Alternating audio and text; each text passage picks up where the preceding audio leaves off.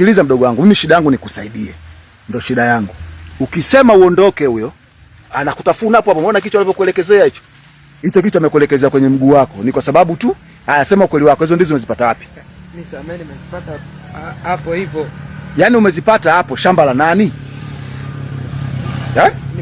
Nimezichukua tu kwa sababu sisi njaa tu, yani njaa kwa sababu mimi naishi na mdogo wangu alafu sina kitu.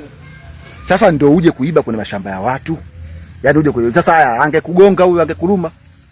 Yaani huyo ndo amekukamata ili wewe usiondoke. Yaani ukitingishika ujue umelika. Na mimi nakurekodi hii video ili niende niwapelekee serikali wasiseme kwamba labda nimekuonea. Huyo yeye ataondoka na shughuli zake. Lakini sasa je, ndio angekuja mtu mwingine? Mimi kwa sababu ndo mwenye shamba naweza kumtoa huyo, umeona anaondoka huyo, hana shida. Je, ndio kama angekuwa mtu mwingine?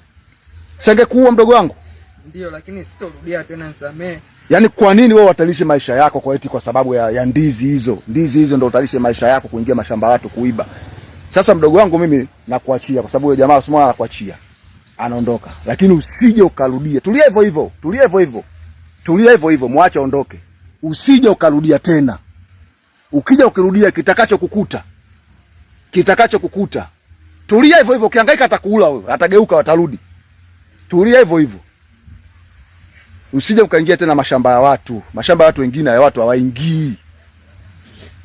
Acha kelele sasa. Mwache aondoke. Mwenye anaja atakufungua ataondoka.